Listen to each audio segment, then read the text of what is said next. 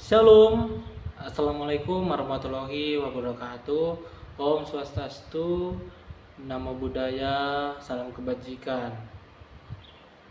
Hari ini saya akan mempresentasikan suatu catatan kaki.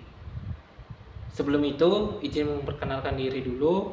Nama saya Rizdown Francisco Sinurat dengan NPM 2312 01 1017 dengan dosen pengampu Ibu Siti Nurhasana SHMH. Baik, pengertian menurut Gors Keraf, catatan kaki adalah merupakan keterangan tambahan mengenai teks yang diletakkan di bagian halaman. Nah, berfungsi untuk merujuk sumber kutipan atau memberikan penjelasan lebih lanjut. Selanjutnya ada tujuan. Saya memberikan 7 tujuan. Ada pertama, memberikan sumber rujukan. Nah, memberi sumber rujukan itu yang dimana suatu informasi, kutipan atau data yang sudah diperoleh sehingga tulisan dapat dipertanggungjawabkan secara ilmiah.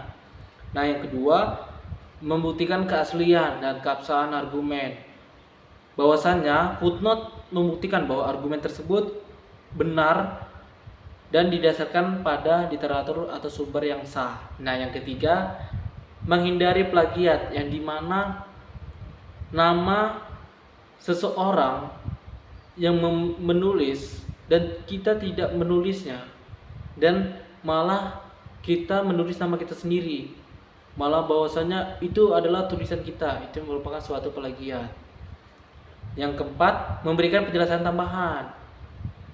Nah, yang dimana ini untuk memberikan elaborasi, klarifikasi atau catatan khusus tanpa mengganggu aliran utama dalam pembahasan dalam teks. Yang kelima, mempermudah pembaca melacak sumber, yang dimana kita sudah menulis footnote.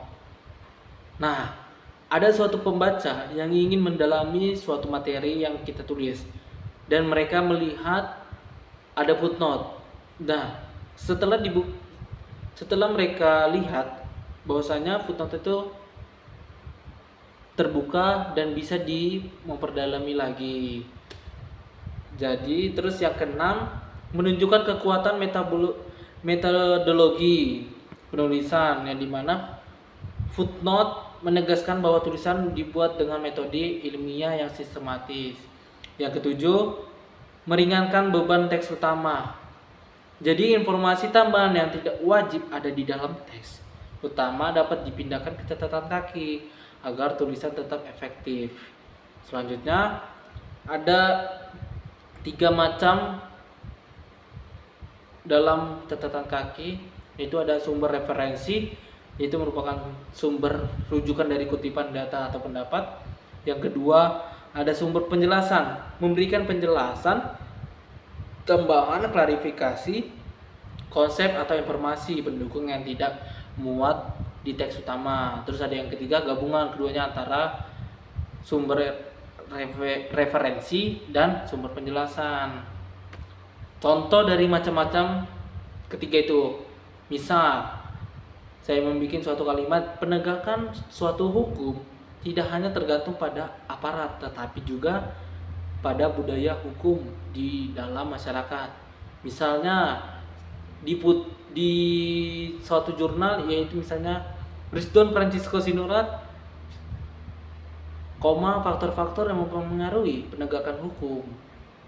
Di halaman 5 tentang budaya, di sini mencakup kesadaran hukum, kepatuhan dan nilai-nilai sosial yang mempengaruhi perilaku masyarakat dalam berhubungan dengan hukum. Jadi gabungan antara referensi dan penjelasan.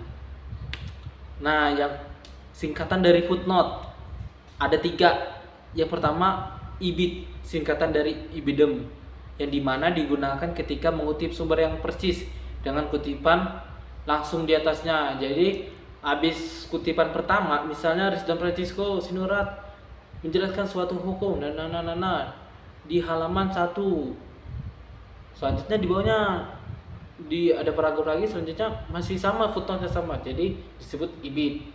Jadi tidak perlu ditulis lagi Rizdown Francisco Sinurat menjelaskan hukum-hukum, tidak, berarti langsung bibit masuk. Nah, ada yang kedua objek. Objek itu adalah merupakan singkatan dari opera citato, yang dimana sumber footnote yang akan ditulis sama dengan sumber footnote sebelumnya, akan tetapi halaman yang akan dikutip berbeda dengan halaman sebelumnya dan telah diselingi oleh sumber kutipan lain. Misalnya, contohnya Riston Francisco Sinorat, faktor-faktor yang mempengaruhi penegakan hukum di halaman 15. Nah, di bawahnya itu beda footnote, beda lagi jurnalnya, bawahnya lagi beda jurnal lagi. Nah, di bawahnya lagi yang nomor 4 sama dengan kayak nomor 1. Nah, tapi setelah namanya Riston Francisco terus koma objek halaman 42. Jadi kayak gitu kalau objek. Nah,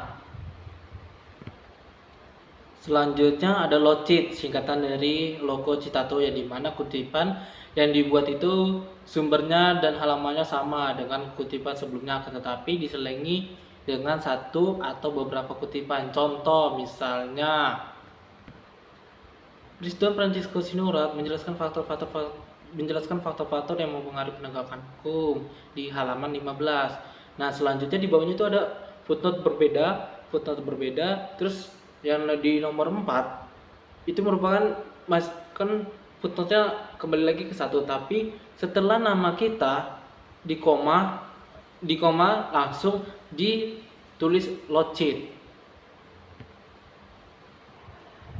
Selanjutnya ada daftar pustaka. Daftar pustaka itu merupakan suatu tulisan yang dimana sekali saja di akhir bab atau akhir karya tulis yang berisi semua sumber yang kita sudah kutip. Nah, di dalam suatu naskah. Nah, baru disusun secara alfabet tanpa nomor.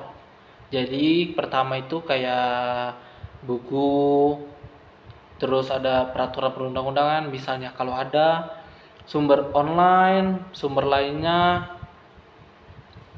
Sekian dari saya, mohon maaf jika ada salah kata yang kurang berkenan. Saya akhiri. Assalamualaikum warahmatullahi wabarakatuh.